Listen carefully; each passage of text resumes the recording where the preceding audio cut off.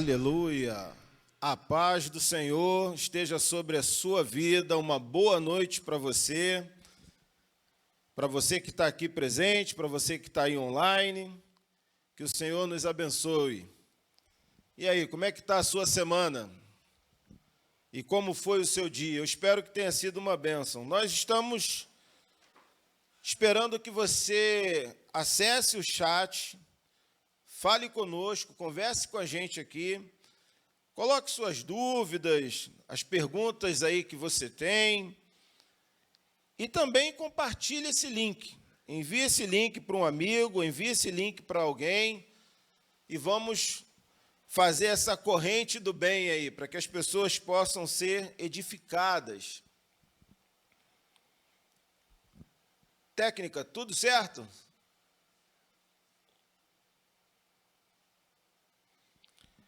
Bom, então hoje nós vamos falar sobre Êxodo. Nós estamos estudando o Pentateuco e a aula de hoje é referente a Êxodo. O que nós já aprendemos nessas aulas? Quem está escrevendo é Moisés e, obviamente, quando você está lendo ali, você vai observar que em alguns momentos Moisés fala-se de Moisés na terceira pessoa.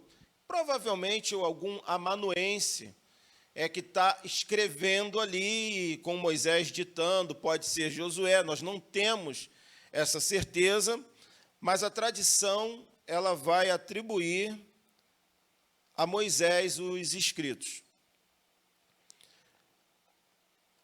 O intervalo entre Gênesis, que nós terminamos semana passada, e o início aqui de Êxodo, ele tem aproximadamente aí 3 séculos e meio. O que significa, nós vamos ver, na verdade, da descida de Jacó ao Egito até a perseguição contra o povo de Israel, o início dessa perseguição, nós vamos ter aproximadamente 115 anos. Então, nós temos um silêncio de mais ou menos 100 e poucos anos aí, que Deus não falou nada com o povo.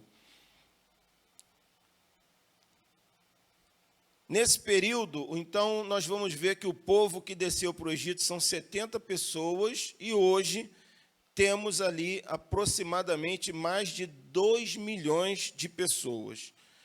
O livro em si, de Êxodo, ele vai cobrir um período de narrativa de aproximadamente 80 anos, tá? O nome do livro, em hebraico, significa estes são os nomes de, ou apenas nomes. Todo o livro hebraico, o título dele é sempre as primeiras palavras que iniciam o livro. Por exemplo, Gênesis é no princípio, Bereshit. Então, é isso. Êxodo, estes são os nomes. Quando foi escrito na Septuaginta, então deram o nome de Êxodo, porque significa saída, partida, mas não é o mesmo título que existe na Bíblia judaica. Da autoria que a gente já falou e da conexão com Gênesis. É interessante a gente perceber que o Êxodo, ele dá continuidade, então é como se fosse um segundo volume. É um segundo volume, porque nós estamos estudando uma metanarrativa, nós estamos estudando a história de Deus, nós estamos estudando da perspectiva de Deus para nós. Observe, por exemplo, como é que termina. Gênesis 46, verso 8, a parte B.A., diz assim: são estes os nomes dos filhos de Israel, Jacó e seus filhos que vieram para o Egito. Quando a gente começa agora em Êxodo, logo no primeiro capítulo e o primeiro versículo, começa como? São estes os nomes dos filhos de Israel que entraram com Jacó no Egito. Essa é a ligação. Mas existem outras conexões importantes também. Por exemplo, Gênesis 50, 22 a 26. Vamos dar uma lida. Diz assim: José permaneceu no Egito com toda a família de seu pai. viveu 110 anos e viu a terceira geração dos filhos de Efraim. Além disso, recebeu como seus os filhos de Maquir, filho de Manassés. Antes de morrer, José disse a seus irmãos: estou à beira da morte, mas Deus certamente virá em auxílio de vocês e os tirará desta terra, levando-os para a terra que prometeu com juramento a Abraão, a Isaque e a Jacó. E José fez que os filhos de Israel lhe prestassem um juramento, dizendo-lhes: quando Deus intervier em favor de vocês, levem os meus ossos daqui. Versículo 26, morreu José com a idade de 110 anos, e depois de embalsamado, foi colocado num sarcófago no Egito. Quando a gente vai para Êxodo, capítulo 13, verso 19, olha o que está escrito ali. Moisés levou os ossos de José, porque José havia feito os filhos de Israel prestarem um juramento, quando disse: Deus certamente virá em auxílio de vocês. Levem, então, os meus ossos daqui. E indo um pouco mais à frente, Josué 24, 32, olha o que Josué relata. Os ossos de José, que os israelitas haviam trazido do Egito, foram enterrados em Siquém, no quinhão de terra que Jacó havia comprado dos filhos de Amor, pai de Siquém, por 100 peças de prata. Aquele terreno tornou-se herança dos descendentes de José. O que nós estamos vendo? Uma unidade literária. Quando falamos que a Bíblia ela não pode ser lida apenas como uma fatia de pizza, que alguém tira um pedaço e o outro tira o outro, não. É uma pizza inteira e você tem que comer ela toda. É assim que funciona. Nós estamos vendo que essa metanarrativa, o que aconteceu lá em Gênesis, está sendo refletido aqui. Quando Jacó voltava, logo depois de ter aquela luta com o anjo e passar pelo seu irmão Esaú, ele vai se estabelecer numa região e ele vai comprar aquela região por 100 peças de prata. E agora essa região está sendo dada aos descendentes de José. E José foi enterrado ali. Então, é a própria Bíblia respondendo algumas questões e nos apresentando que ela está seguindo uma linha do tempo. E a estrutura literária de Êxodo, por exemplo, nós podemos estabelecer ela de duas formas. Primeiro é com base na localização. O que seria isso? Primeira parte, Israel no Egito. Vai de Êxodo 1 a Êxodo 13, verso 16. Segunda parte, Israel no deserto. Êxodo 13, 17 a 18, 27. E a terceira parte, Israel no Monte Sinai. Mas também podemos estabelecer a estrutura literária através dos conteúdos. E quais seriam? Também uma divisão em três partes. Deus salva Israel da escravidão, também de Êxodo 1 a 18, 27. Segunda parte, Deus dá a Israel as suas leis. E a terceira parte, Deus ordena a construção do tabernáculo. Agora nós vamos pegar essas estruturas e estudar um pouquinho, falar da história de Êxodo, para que a gente possa se ambientar aqui. Bom, a Bíblia inicia dizendo quem são que os filhos de Jacó estão entrando na terra. Deixa eu abrir aqui minha Bíblia em Êxodo. Estes são, pois, os nomes dos filhos de Israel. Mas lá no versículo 7 do capítulo 1, diz assim: os israelitas, porém, eram férteis. Antes disso, versículo 6, perdão. Ora, morreram José, todos os seus irmãos e toda aquela geração. Os israelitas, porém, eram férteis, proliferaram, tornaram-se numerosos e fortaleceram muito, tanto que encheram o país. Então subiu ao trono do Egito um novo rei, que nada sabia sobre José. Disse ele ao seu povo: vejam, o povo israelita é agora numeroso e mais forte que nós. Temos de agir com astúcia para que não se tornem mais numerosos. E no caso de guerra, aliem-se aos nossos inimigos, lutem contra nós e fujam do país. Estabeleceram, pois, sobre eles chefes de trabalhos forçados para os oprimir com tarefas pesadas, e assim os israelitas construíram para o faraó as cidades celeiros de Pitom e Ramsés. Todavia, quanto mais eram oprimidos, mais numerosos se tornavam e mais se espalhavam. Por isso, os egípcios passaram a temer os israelitas e os sujeitaram à cruel escravidão.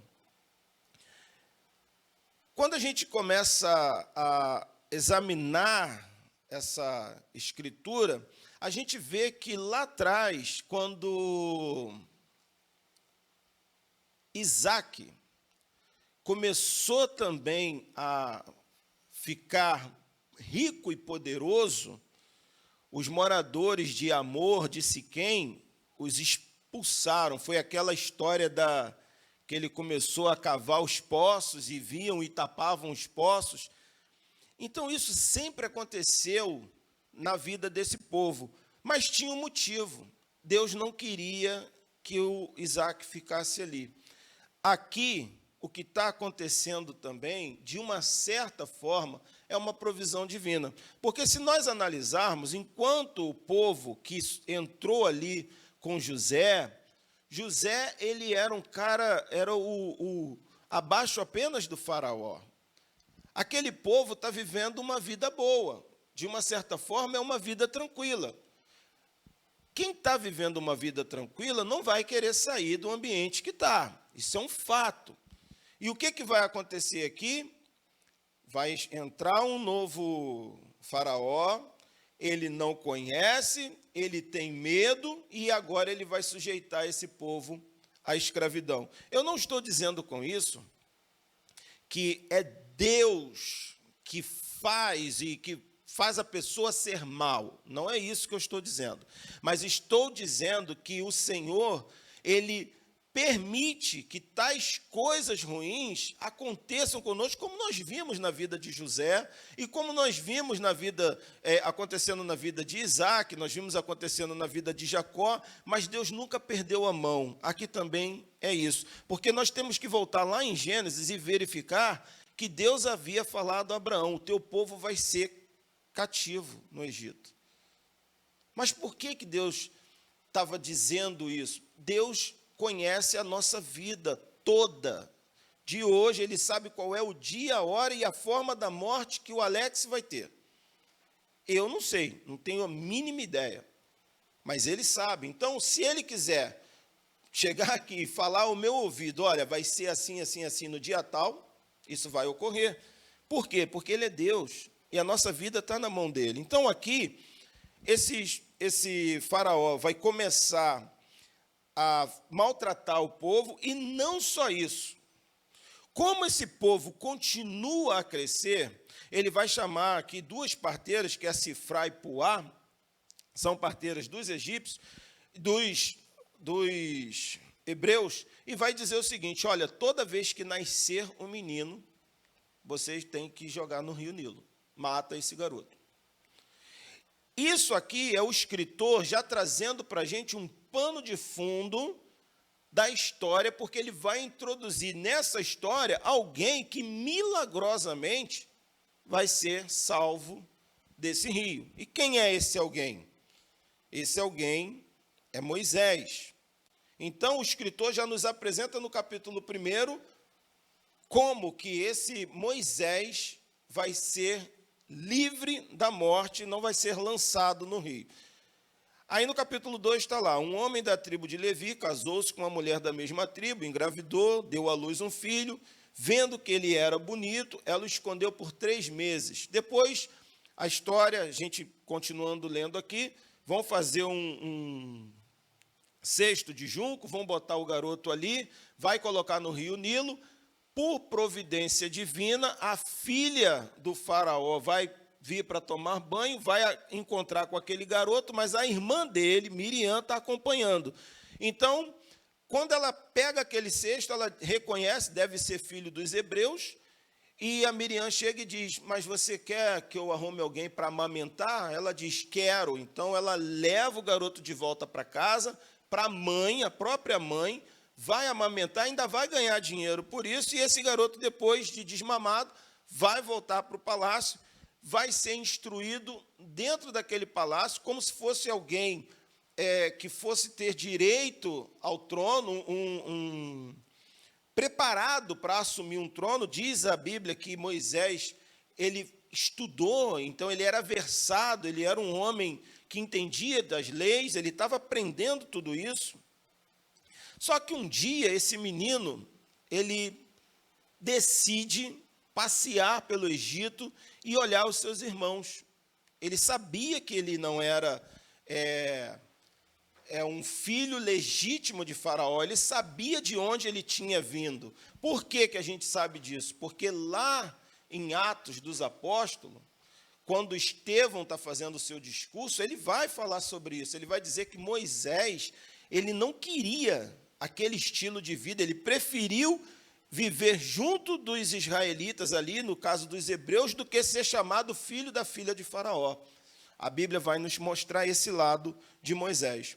Então, certo dia, Moisés está caminhando e viu um egípcio espancando um hebreu, e o que ele vai fazer? Ele vai intervir, só que ele vai matar aquele hebreu. Ele sabia que dentro dele havia um chamado. Provavelmente a mãe falou, olha, você é um milagre, quem sabe você não é o libertador, o redentor, porque o Senhor, em todo esse tempo da Bíblia, ele está mostrando que ele sempre tem um remanescente, ele sempre tem alguém que ele separa para que ele possa usar.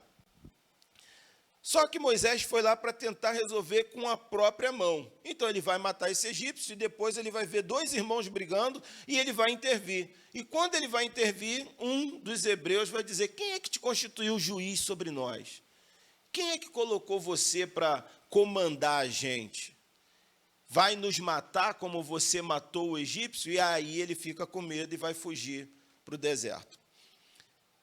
Moisés tem 40 anos quando ele foge para o deserto. No deserto ele vai encontrar uma mulher chamada Zípora, que é filha de um sacerdote de Midian, o Jetro, e ele vai se casar com essa mulher, vai ter um filho, e esse filho ele vai dar o nome de Gerson, dizendo, sou imigrante em terra estrangeira.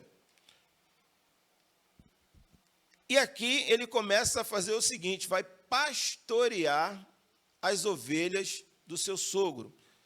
Ele abre mão daquele projeto, porque ele viu que deu errado, não deu certo, ele tentou com o próprio braço, e aqui vai uma dica para nós, né? É uma aula, mas é uma aula com algumas aplicações. Nós vimos o problema que Abraão arrumou quando ele tentou com a própria ideia dele, né? Fazer com que a promessa de Deus fosse realizada com Agar. Então, nós temos os árabes de hoje, né, que são os ismaelitas ali, e que deram muito trabalho para o povo da aliança, que é o Isaac. Mas aqui, esse homem agora foge, ele está trabalhando sendo pastor, ou seja, ele sai de um palácio para ser pastor, tem 40 anos praticamente que ele está ali, e de repente agora ele está passeando ali com as suas ovelhas e vê uma sarça pegando fogo. Gente, no deserto a sarça pegar fogo não é um problema, isso acontece, é um lugar muito quente, então aquele bolo geralmente pega fogo mesmo, mas a questão era que o fogo não consumia sarça. Então ele fica espantado com aquilo, e quando ele vai para cima, do meio da sarça, Deus o chama. Moisés, Moisés, eis-me aqui, respondeu ele. Então disse Deus, não se aproxime, tire as sandálias dos pés, pois o lugar em que você está é terra santa. Disse ainda: eu sou o Deus de seu pai, o Deus de Abraão, o Deus de Isaque, o Deus de Jacó. Então Moisés cobriu o rosto, pois teve medo de olhar para Deus. Disse o Senhor: de fato, tenho visto a opressão sobre o meu povo no Egito, e também tenho escutado o seu clamor por causa dos seus feitores, e sei quanto eles estão sofrendo. Por isso, desci para livrá-lo das mãos dos egípcios e tirá-lo daqui para uma terra boa e vasta, onde manam leite e mel, a terra dos cananeus, dos hititas, dos amorreus, dos ferezeus, dos heveus e dos jebuseus. Pois agora o clamor dos israelitas chegou a mim, e tenho visto como os egípcios os oprimem.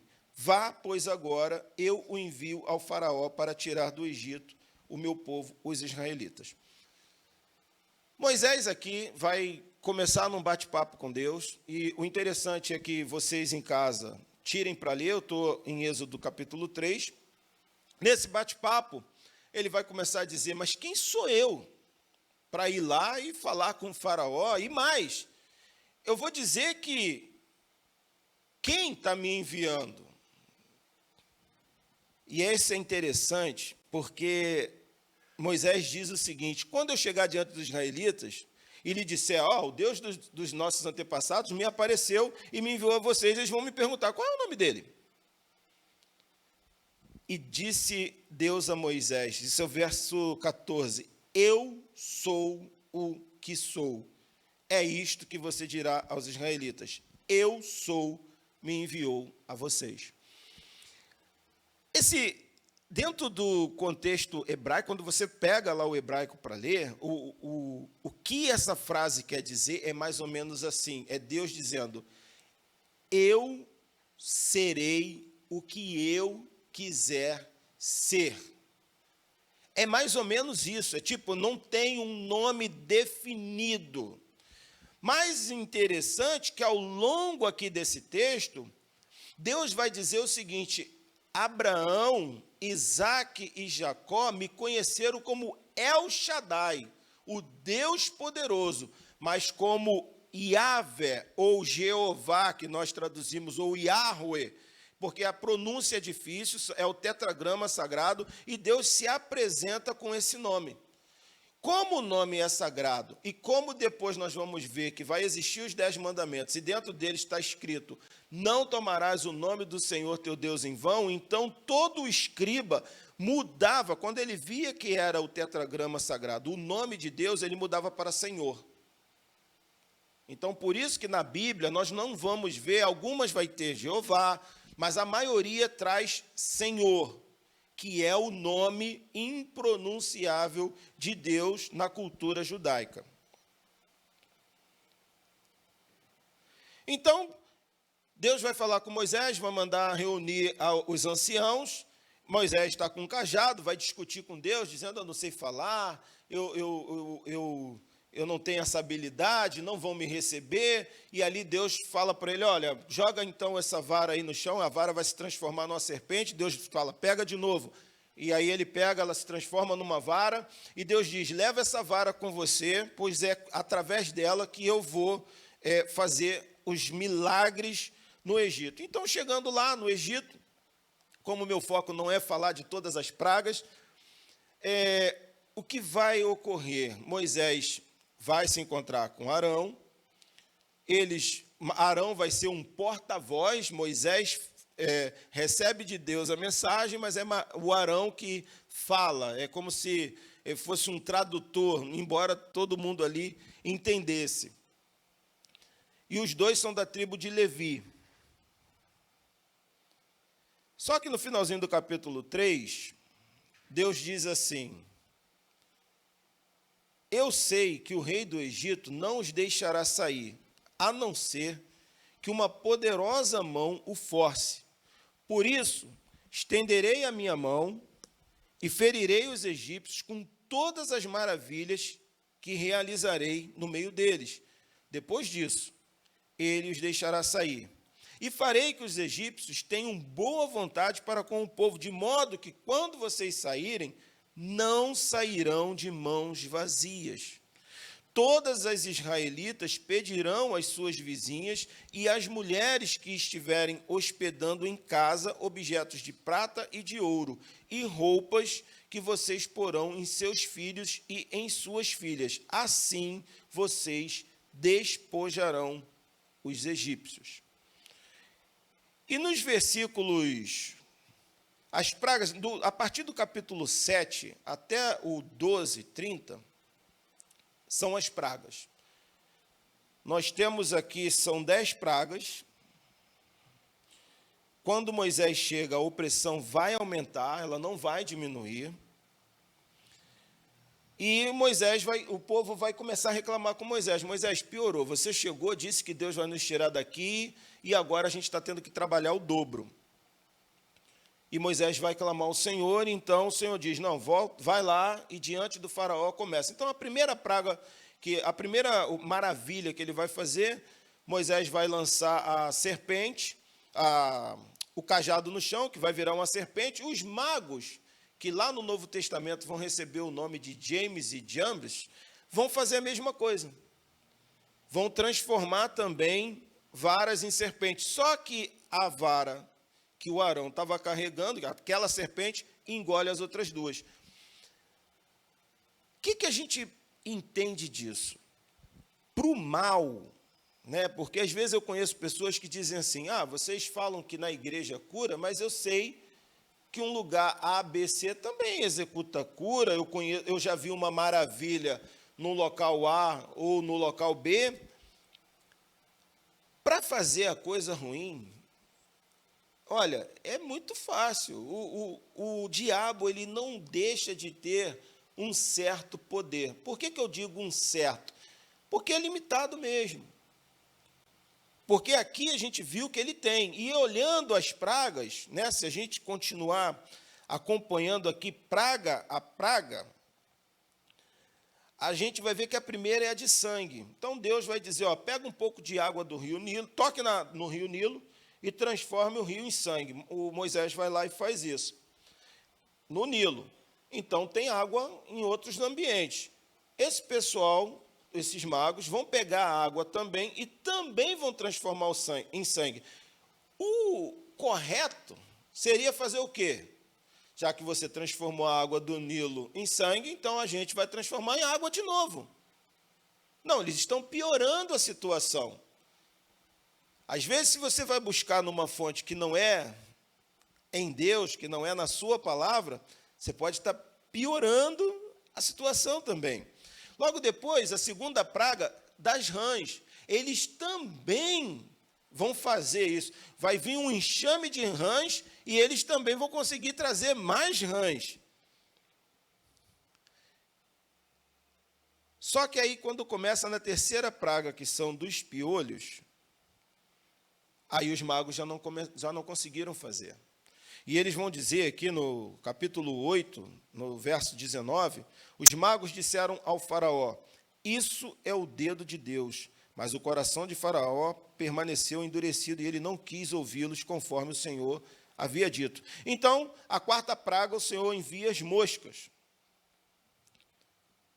Só que agora é muito interessante, porque no versículo 22 está escrito assim, mas naquele dia trarei de maneira diferente a terra de Gósen, onde habita o meu povo. Nenhum enxame de moscas se achará ali, para que você saiba que eu, o Senhor, estou nesta terra. Farei distinção entre o meu povo e o seu. Este sinal miraculoso acontecerá amanhã. O que dá a entender, lendo esse texto, que o povo está vivendo as mesmas coisas que o povo de Faraó até a praga das moscas. A partir da praga das moscas, Deus agora faz distinção. Não, com vocês não vai ser assim. Vai ser assim com eles. Nós vamos ter a morte dos rebanhos, vamos ter feridas purulentas, vamos ter granizo. Só que quando a gente já chega no granizo, versículo 20 do capítulo 9, diz assim, os conselheiros do faraó, que temiam a palavra do Senhor, apressaram-se em recolher aos abrigos os seus rebanhos e os seus escravos. O próprio Deus, através dessas pragas, está pregando para o Egito. E ele já começa, através disso, trazer para si pessoas que estavam do outro lado. Por quê? Porque a gente está vendo que agora os conselheiros do faraó já estão dando ouvidos ao que Moisés está falando. Eles já acreditam em Moisés. Diz, não, esse cara está falando é verdade, isso vai acontecer. O Senhor está com eles. É uma forma de Deus mostrar para a gente que ele mesmo se encaminha de pregar. Ele mesmo se encaminha de fazer o que ele tem que fazer. A 8ª praga é dos gafanhotos. E agora, o que esses conselheiros vão dizer? Quando Deus disse que iria enviar os gafanhotos, os conselheiros do faraó lhe disseram, até quando este homem, o faraó, será uma ameaça para nós? Deixe os homens irem prestar culto ao Senhor, Deus deles. Não percebes que o Egito está arruinado? Olha o que Deus está fazendo com esse povo, mas porque ele quer demonstrar o poder dele. Mas o faraó, que está tendo a oportunidade, todas essas pessoas não se arrependem. Agora vem a 9ª praga, que é a praga das trevas. E aí, Deus anuncia a última praga. E qual é a última praga? Deus diz que mataria todo primogênito no Egito. Só que agora, Deus institui a Páscoa para o judeu. E isso é muito importante para a gente, porque, trazendo para os nossos dias, o que é o Egito, né? O Egito é um mundo de onde quem nos tirou? Deus. O que precisa ficar claro para nós? Não fomos nós que escolhemos Jesus, não fomos. Isso é um fato. Apesar de, nos cultos, as pessoas dizerem, olha, vem até aqui, aceite Jesus, levante sua mão, e parece que você está fazendo essa ação de modo extremamente deliberado, não é. Quem vai convencer você do pecado, da justiça e do juízo é o próprio Espírito Santo de Deus. Porque para você erguer sua mão, é a ação do Espírito Santo sobre a sua vida. É a palavra de Deus que tem o poder de transformar você e de fazer você reconhecer que você está no erro, que você está distante de Deus, que você não tem vínculo com Deus. Aqui não é diferente. Vamos voltar lá atrás. Deus escolhe quem? Deus escolhe Abraão. Abrão ainda. Um homem que vem de uma terra idólatra, que não tem nenhum mérito em si mesmo. Deus simplesmente o escolhe. Ele tem o quê? A fé, mas depois que Deus fala. Então ele obedece. Deus primeiro falou com ele, depois ele obedeceu. E a partir disso, mesmo ele tendo vários erros, toda a sua linhagem, Isaac cometendo erros, Jacó cometendo erros, os filhos de Jacó cometendo erros, a mão de Deus estava sobre esse povo por conta da fidelidade de Deus, e é isso que tem que ficar claro na nossa vida, é a fidelidade de Deus em nós. E aqui, é a fidelidade de Deus de novo, porque Deus falou com Abraão e se apresentou a Moisés dizendo, eu sou o Deus de Abraão, Isaac e Jacó, ouvi a aflição do meu povo e desci. Toda e qualquer ação que está acontecendo aqui vem de Deus, não vem de nenhum homem. Pelo contrário, nós vamos ver o coração dessas pessoas. E Deus diz a eles, no capítulo 12, no verso 2, este deverá ser o primeiro mês do ano para vocês. E logo depois Deus vai instituir a Páscoa, que significa passar por cima, né? O nome hebraico é passar por cima. Naquela mesma noite passarei pelo Egito e matarei todos os primogênitos, tanto dos homens como dos animais, e executarei juízo sobre todos os deuses do Egito. Eu sou o Senhor. Deus estava executando na prática juízo não era sobre as pessoas apenas, mas eram sobre a crença que elas tinham, a fé que elas tinham em vários outros deuses, e Deus estava se colocando como o único Senhor. E se nós olharmos para Gênesis, o que é a apresentação de Gênesis? Nós não podemos tirar da cabeça que esse povo está no deserto do Sinai. Eles não estão geograficamente dentro do texto que estamos lendo, eles ainda estão no Egito. Mas Moisés está escrevendo, eles já saíram do Egito, eles estão lá no Sinai. E lá no Sinai eles estão agora aprendendo como foi que esse Deus Criador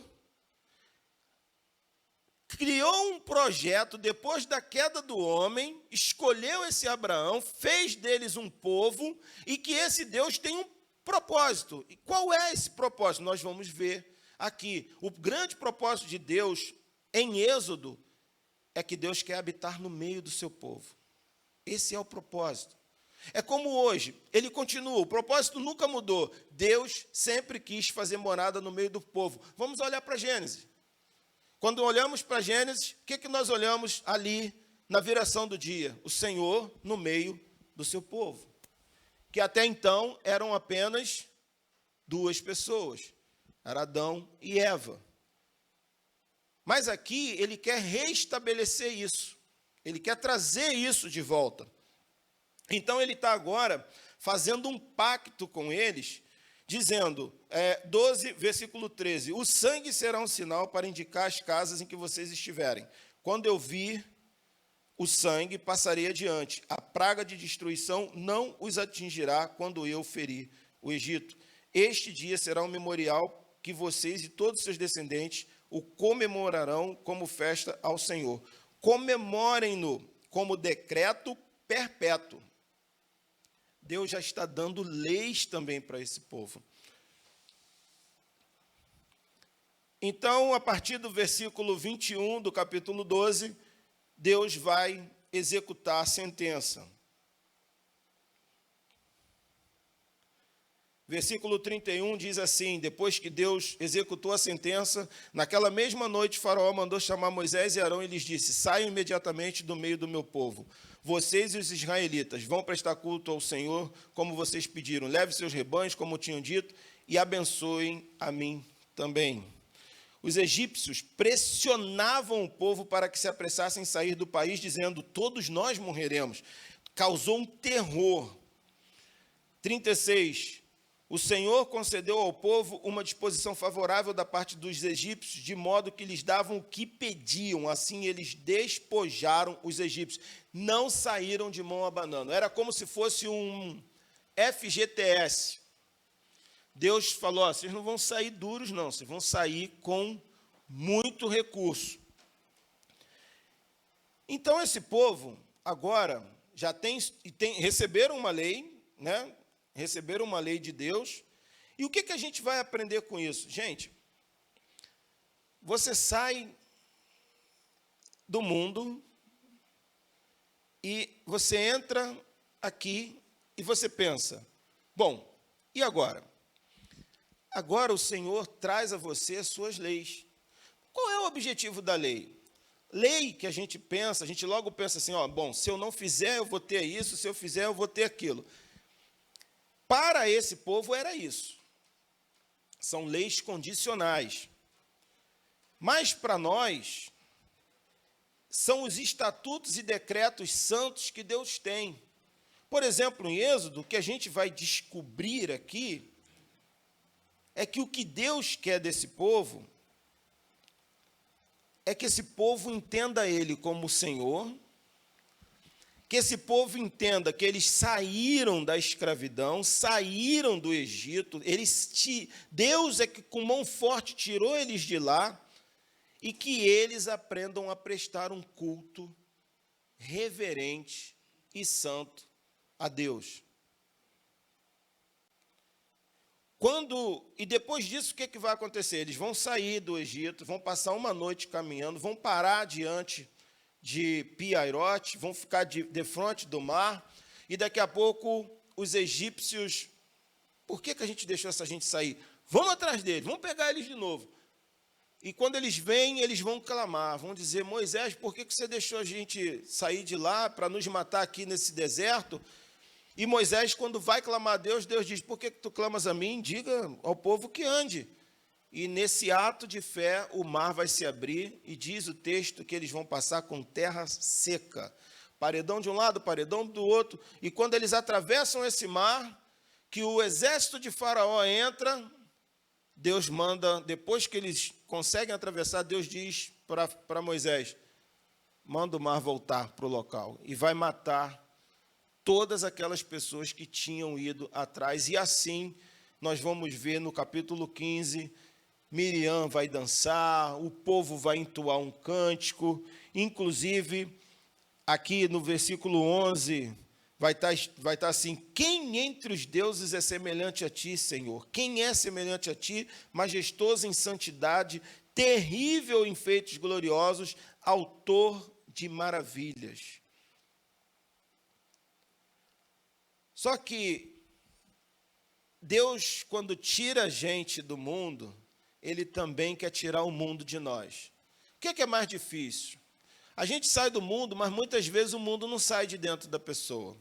Quando eu falo mundo, eu quero falar assim, os conceitos, a forma que você vive, aquilo que você pensa que como certo. Porque tem gente que diz, olha, eu penso assim, eu nasci assim, eu vivo assim e ponto final. E eu vou viver assim e Deus às vezes diz, não, tudo isso que você vive é errado. Então, por isso Deus tem que dar as leis dele. Por isso a gente tem que estar aqui, tem que estar estudando a palavra, para que a gente possa compreender qual Deus que a gente está servindo. Que Deus é esse que a gente serve? Moisés vai fazer essa pergunta. Eu quero te conhecer mais. Lá na frente a gente vai ver isso, se der tempo. Quando chegaram ali eles estão passando, vão para Mara, diz aqui. Então chegaram a Mara, mas não puderam beber das águas porque eram amargas. Por essa razão chama-se Mara. E o povo começou a reclamar, Moisés dizendo, o que beberemos? Moisés clamou ao Senhor, e esse lhe indicou um arbusto, lançou na água e essa se tornou boa em Mara. Esse povo é um povo que vai reclamar de tudo, tudo. Inclusive, quando eles estão no deserto, versículo 2 do capítulo 16 diz assim, no deserto toda a comunidade de Israel reclamou a Moisés e Arão. Disseram-lhe os israelitas, quem dera a mão do Senhor nos tivesse matado no Egito. Lá nós sentávamos ao redor das panelas de carne e comíamos pão à vontade, mas vocês nos trouxeram a este deserto para fazer morrer de fome toda essa multidão. Gente, não é o que a gente estava lendo, né? Os caras estavam debaixo de opressão.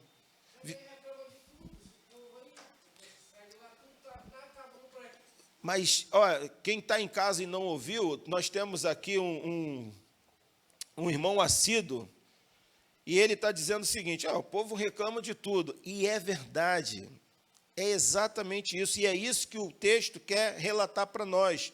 Por quê? Eles não estão, o que Deus está fazendo?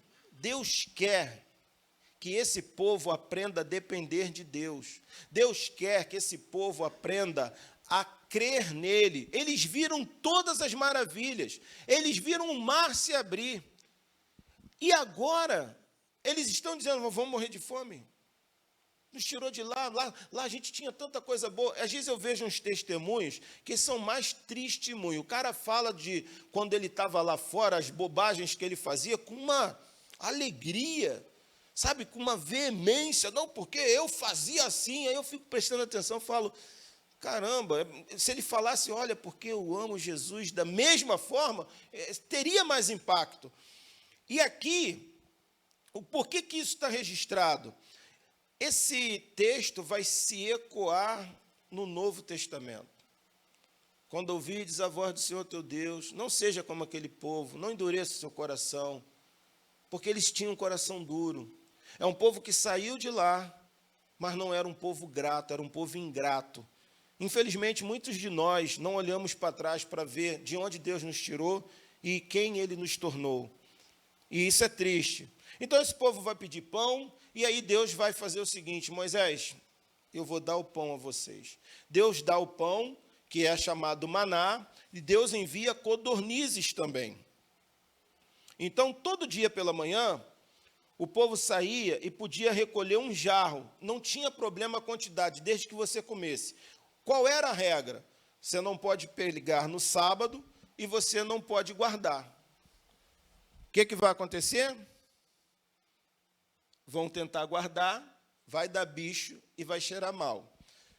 Depois Moisés diz, no sábado, na sexta-feira, pode pegar 2 porções, que não vai dar bicho, que é a porção de hoje e a porção de sábado.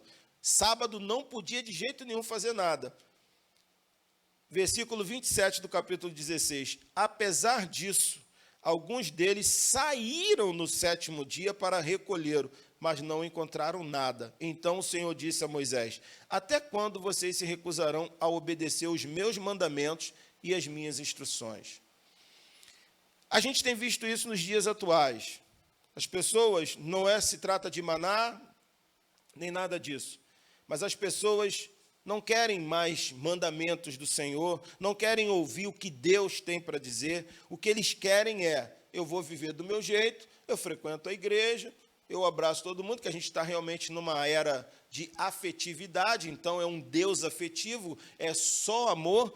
Mas olha, tem pontos aqui em que Deus vai matar as pessoas. Mas, irmão Alex, você está falando isso para criar medo em nós? Não, eu quero mostrar para você que o Deus que é fiel à sua palavra, ele é fiel para cumprir em tudo. Por exemplo, ele disse para Adão, está vendo de tudo aí? Pode comer de tudo, só não pode comer desta árvore aqui, porque no dia que você comer, você vai morrer. E o que aconteceu? Temos um relato. Adão morreu, se eu não me engano, com 930 anos, mas morreu. E todo mundo morre desde então.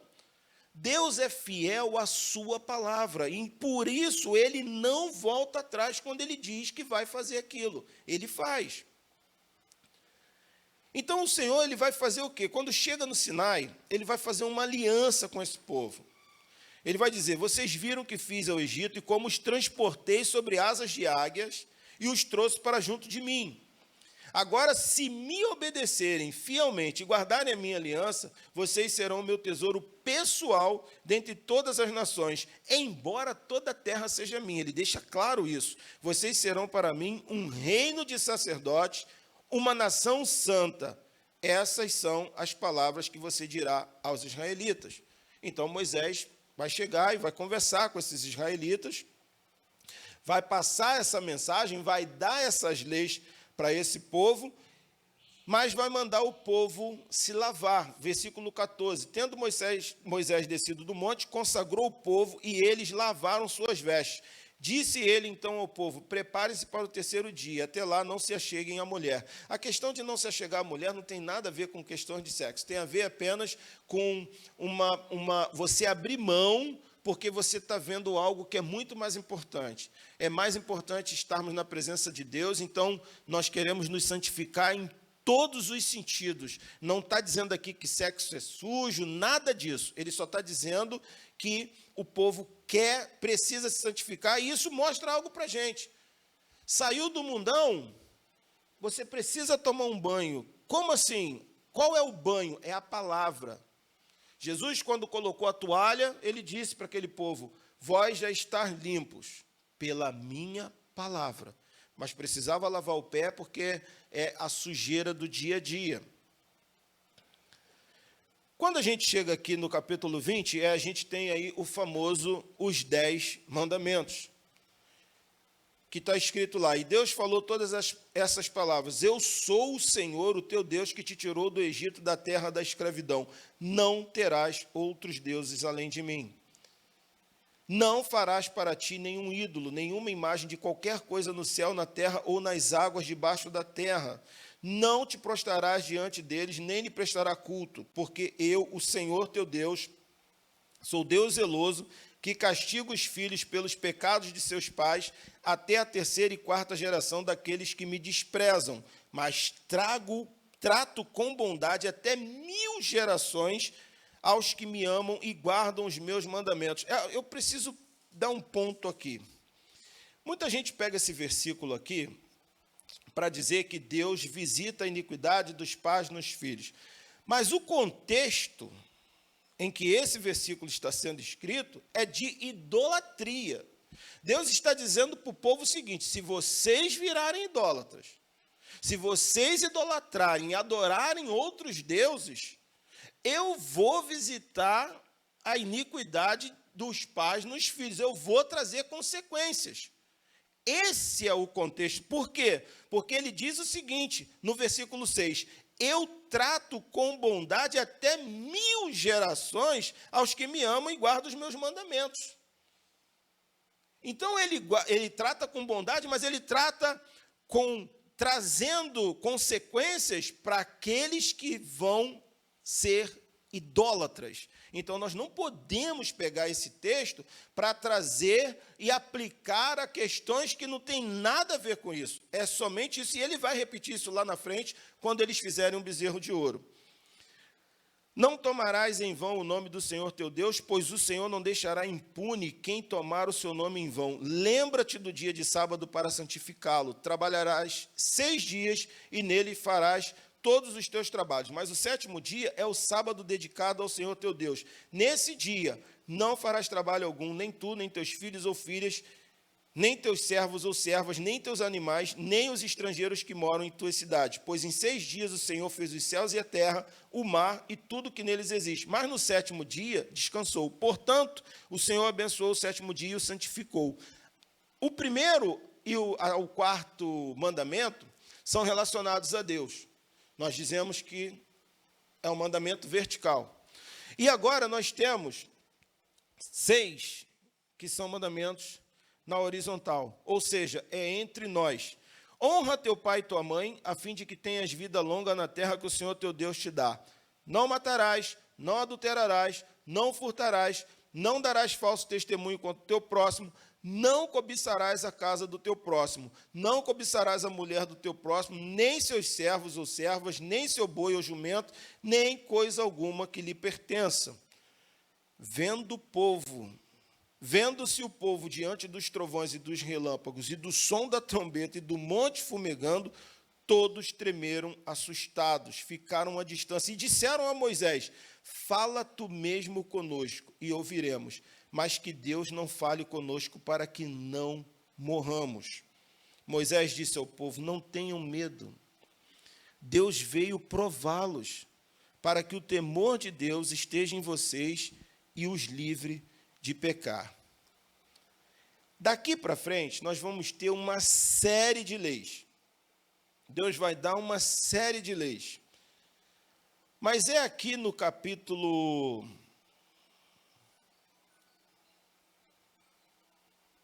Quero pular lá para o capítulo 32, que nós vamos ver o seguinte: apesar de todas essas leis, o que vai acontecer? Moisés vai subir ao Sinai, Moisés vai levar Ur, vai levar Arão, vai levar os sacerdotes, vão ficar diante da presença de Deus. Deus vai escrever os 10 mandamentos nas tábuas, vai entregar na mão de Moisés. Só que quando Moisés sobe algumas vezes.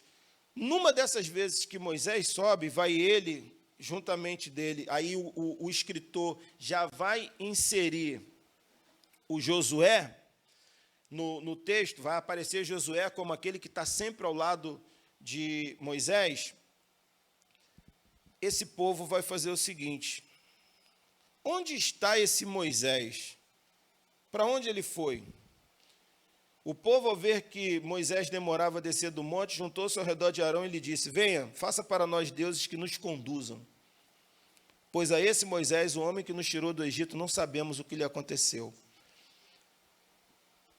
Então, o Arão vai pedir para esse povo: olha, tirem seus brincos, tirem o ouro, tragam aqui, que eu vou fazer o Deus que vai conduzir vocês. Ele os recebeu e os fundiu, transformando tudo num ídolo, que modelou com uma ferramenta própria, dando-lhe a forma de um bezerro. Então disseram: eis aí os seus deuses, ó Israel, que tiraram vocês do Egito. Gente, entre ver a glória de Deus e daqui a pouco você está pecando, é uma linha. É só uma linha. Esse povo aqui que acabou de ouvir a voz de Deus no monte, o monte está tremendo, ninguém chegava perto, eles ficaram com medo, e eles ouviram audível. Eles agora, porque Moisés está demorando um tempo, eles vão pedir e vão fazer um Deus para eles, e vai ser um bezerro. A Bíblia tem um versículo que diz assim: aquele que está em pé, cuide para que não caia. O que isso quer dizer para nós? Nós olhamos para essas histórias, e eu vou... técnica, quanto tempo temos?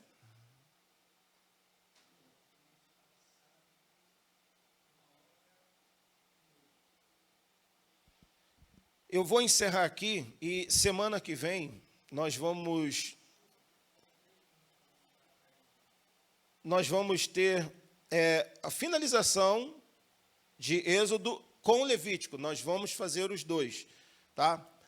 Mas o que eu quero chamar a sua atenção é que quando a gente está lendo esse texto, a gente está lendo o texto sagrado, a gente depara com coisas que a gente diz assim: isso eu não faço. Jamais eu faria esse tipo. Como pode essas pessoas estarem fazendo isso? A tentação da gente resolver as coisas por conta da demora de Deus, ela é absurda. Todo tempo, o tempo na Bíblia faz, assim, um tremendo sentido para a gente ver isso. Por exemplo, nós vimos, Abraão, 25 anos, esperando o Isaac. O Jacó, 20 anos, trabalhando pelas mulheres, depois para ter alguma coisa. O Abraão, nós já sabemos o que ele fez, tentando resolver isso. O Jacó, ele já chegou ali, ficou com aquela mulher, não diz que, no caso, a Raquel, ele nem orou, nem nada, ele olhou, viu pela beleza e ficou com ela, mas não foi criticado por conta disso, mas, na verdade, parece que quem ele tinha que casar mesmo era Lia. E ele arruma um problema para a vida dele por conta disso. Agora, esse povo está aqui, Deus aguardou 430 anos que eles estão lá dentro do Egito. Eles saíram, estão passando e vendo muitas maravilhas. Eles não só viram as maravilhas de Deus no Egito, mas eles viram com eles ao passar por aquele mar. Logo depois eles vão ver as maravilhas do Senhor, transformando água, tirando água de uma rocha, dando uma comida que eles não sabem de onde está vindo, mas era uma comida que alimentava, vendo cordonizes chegando até eles, vendo aquele monte trovejar e uma voz saindo daquele monte, e eles sabiam que era a voz de Deus. Nada disso foi suficiente para manter o coração deles alicerçados em Deus. Existe no mundo muita oportunidade para a gente poder desprezar a Deus. E o ídolo de hoje não necessariamente é uma imagem de escultura. Você pode fazer ídolo até mesmo pessoas que você gosta muito e acha que é ela a solução dos seus problemas. Um ídolo pode ser um filho, uma esposa, um marido, um pastor. Pode ser um ídolo. E aqui o Senhor está ensinando para a gente o seguinte: para se desviar é muito fácil. Até Arão, que subiu, e ele dá um nome de Deus, ele diz assim, o Senhor, aqui no texto, no versículo 5 do capítulo 32, vendo isso, Arão edificou um altar diante do bezerro e anunciou: amanhã haverá uma festa dedicada ao Senhor. Senhor aqui é Yahvé. Ele está fazendo um ídolo para dedicar a Yahvé. Podemos estar aqui dentro, mas fazendo coisas do qual Yahvé está dizendo: estou fora. Podemos. O texto está mostrando isso para a gente. Então, semana que vem, Eu espero você, sintonize aí, entre no link, convide um amigo. Nós vamos fechar Êxodo. Tem uns pontos aqui interessantes para o final. E vamos falar de Levítico, é uma passada bem legal por Levítico. E nós vamos fechar, né, mostrando o Êxodo no Novo Testamento. Mas hoje, as 3 frases que você pode guardar aí sobre o Êxodo. Deus redime, ou seja, salvação. Deus traz as leis para o seu povo. É o governo de Deus, a vida ética. E nós vamos ver semana que vem o tabernáculo. Deus habita no meio do seu povo, é o culto. Deus tem uma forma de receber o culto, e não é do jeito que o Alex quer, nem é do jeito que você quer, mas é do jeito que ele determina em sua palavra, e nós vamos ver isso semana que vem. Obrigado vocês que estiveram com a gente aqui presencial, obrigado você que está aí em casa e dispôs do seu tempo. Vamos orar e agradecer a Deus por esse momento. Pai, bendizemos e louvamos o teu santo nome e te agradecemos, Senhor, por esse momento que podemos passar diante de ti e com a tua palavra. Nos instrua ao longo dessa semana. Dê a nós, Senhor, experiências contigo, baseadas na tua palavra. Que o momento que esse irmão, essa irmã, pegar a tua palavra para ler, Senhor, que ele possa efetivamente ouvir a tua doce voz, assim como eu ouço quando eu estou lendo. E que, Senhor, tua palavra promova uma mudança radical na nossa vida. Que a gente possa jogar por terra de nós todo e qualquer ídolo, Senhor. Só o Senhor é Deus e não há outro. Te agradecemos em nome de Jesus, Senhor. Amém.